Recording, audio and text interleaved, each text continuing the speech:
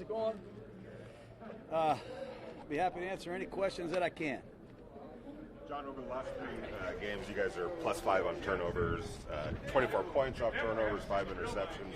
I know it's always a point of emphasis, but is it in a particular point of emphasis, and how do you go about trying to get it in that direction as a team?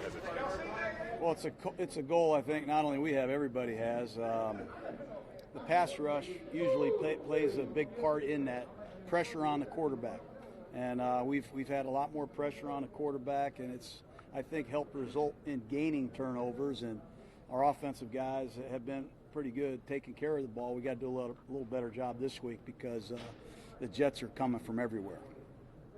Speaking of the Jets, they're playing much better. Obviously, their quarterback was out for a while in the beginning of the season. Seems like they've kind of got things going as of late. What have you seen from them on film, and what are you guys expecting?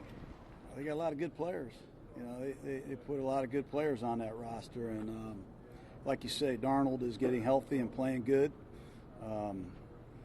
Defensively, they're really playing with confidence and very, very, very aggressive style of play. It'll be a challenge for us. It's made them effective against the run so far. They haven't given up very many rushing yards. It's a very aggressive defense. They have good players. We'll start there. They all can run, they all can hit, and they all can tackle. And they have a very aggressive scheme. They're not afraid to load the box with the bear defense. That's Greg Williams' style. They cheat their corners and run support, and they'll tackle you. And you got to give Jamal Adams his props. He is really something. Jon, I know you've talked about Alec Ingram a lot. Why do you think the league got away from using fullbacks as much, and why have you been one of the guys that's always said, I need that position with me? I don't know. I can't answer all that. I don't know what's going on in football in some places. They're canceling the sport in some high school. It really ticks me off. You know, it's the way the game goes, I guess. But we have a package of plays where we use a fullback, and we have a package of plays where we don't. But I still think it's a really effective way to run the football and set up some play-action passes. That's just my opinion. What makes Jamal Adams special when you say you got to give him his props? You know, he's a fearless player. He's one of the most aggressive players that you will see. His playing speed is rare. He's a linebacker playing defensive back. He's a defensive lineman playing defensive back, and he's a defensive back deluxe. He can do it all. He can rush. He can cover. He's really good. He's a sideline-to-sideline leader on that team, and he's got our attention, as does their scheme. They're all over the place. Jon, how quickly did you guys realize that Max Crosby had the kind of skill set and skill level that he's been showing, especially these last few weeks? Yeah, we pretty much saw it in training camp. You know, you'd go back to the hotel at night and watch the training camp tape, and he was going up against Colton Miller and Trent Brown every day, and you know, he struggled at times, but he never backed down. And he had some really great second effort plays, and he's developed his rush. And we saw it from the very, very beginning, and happy for his award and happy for his success, and hopefully that continues. Joyner looked like he was out there at the beginning of practice anyway. How much work did he get in today? Yeah, he got in some work. I don't know what it'll be listed as, probably limited on the, we got all these words we got to use. We weren't doing much today, as you can see, in terms of full speed, but we got a lot of reps to get familiarized with who we're playing, and I'm hopeful that he'll be ready to play, but we'll see how it goes when we lather him up tomorrow. Has that been an adjustment for you, kind of days like this where it's a little bit lighter? I've always done this. I learned this back in the 49ers in 1990. You got to teach. You just can't run out there and start screaming and yelling and cheering and challenging guys. You got to teach them the game plan. We got to communicate in the noise, and that's kind of what we have been doing on Wednesdays for the most part for a while. Joseph posted a picture on Instagram of him finishing surgery, or he just got it done. Do you know what the surgery was for, what the injury was? You know, I'm not going to get specific because I can't be accurate, but we're happy that he's going to be well, and we miss him, and we give him our very best. He's a hard guy to replace, one of my favorite guys, and Hopefully, Carl, if you're listening, hopefully you're getting well soon. John, what do you notice about the vibe inside the locker room now that you guys have won 3 in a row and you're in the playoff picture? I don't really notice any change. We're just grinding. We're in the midst of a fight, and we know what we have to do to try to win another game. We got to play better. We got to play better in all 3 phases and keep working our hearts out to improve. And I haven't noticed a dramatic change at all. I know you talked about him the other day, but now you've had him a couple of days. What kind of role do you see from Preston Brown, and what have you seen out of him? I don't know. I just always liked Preston Brown when I studied him as a Buffalo Bill, and when he does play, he's played pretty good, and he has the intangibles and the traits that a middle linebacker should have. It doesn't mean we're going to give him Will Compton's job. Will Compton's done good, so we're anxious to study Preston and teach him our stuff and let him put his own spin on it, and he'll carve out his own niche. Mayock was on the radio last week and said that he'd been here for like 4 days when he was down scouting at the Clemson, Alabama, the championship game, and then walked into your office with a cut-up of Josh Jacobs and said, "This is the guy we're going to pick in the first round." Do you recall that? And he's doing all the interviews, taking all the credit for Jacobs. Okay, you can have all the credit, but Jacobs wouldn't be here if we didn't have the picks. So I don't care who drafted him. We all were united in picking Jacobs, but he deserves all the credit certainly, and we like to rib each other on a lot of things, but it doesn't matter. He's here, he's ours, and he's a great prospect, and he's off to a great start. And I'm really happy for him. He's a great kid that has given us every ounce of energy he has. But in terms of the collaboration with you and Mike since he's been here, there was some stuff made early on about, they sent the scouts home and they did this and that, but it doesn't seem like it could have gone much better draft-wise. If Abram had been healthy, we kind of saw him as an impact player, but no, it was a great collaboration. We all look at the film, coaches, scouts, and we try to get a consensus on who we want to pick. But we needed a feature back. We didn't have one.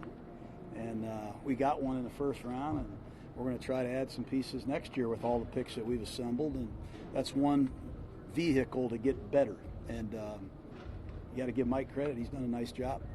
Is there any sort of particular tone that you wanted to establish with the first play that you run of games? The majority have been running the ball in the last few weeks. They've been pretty successful. No, we put a lot of thought, into what we're doing, and I don't like to get into that too much, but we try to have a successful play to set up another successful play. That's kind of what we're trying to do. That's good. All right. Okay, guys, have a good day.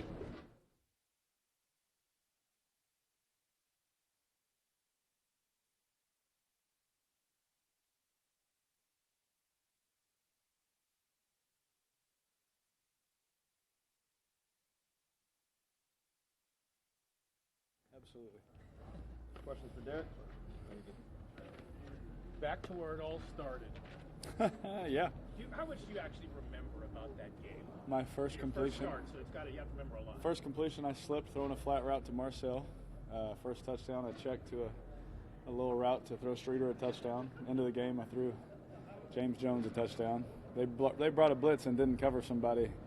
And I was like, there's no way they did that on purpose. And I got hit in the back of the head. So I remember a lot of it. I remember them showing about 100 guys blitzing over here, and only 2 came over here, and I got hit. As a rookie quarterback, they can mess with you quite a bit. And I think it was Rex Ryan at the time, too. But I do remember 2 touchdowns, so that was fun. But I also do remember I missed 12 passes.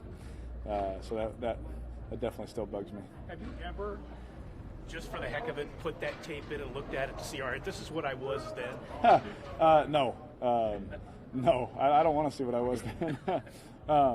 I just remember going out there and just throwing fastballs, Like, well, if I guess wrong, at least I throw it hard and hopefully they don't catch it, you know what I mean? But, no, there's definitely probably not much to learn off that tape for anybody. But, I definitely had a good time. It's definitely a game I remember. I still have the football that was my first touchdown. So I definitely remember that stuff. And I'll tell those stories when I'm old. I'll probably tell my kids 100 times, because I'll probably forget by then. But you have good memories, but we ended up losing the game, so it wasn't too fun.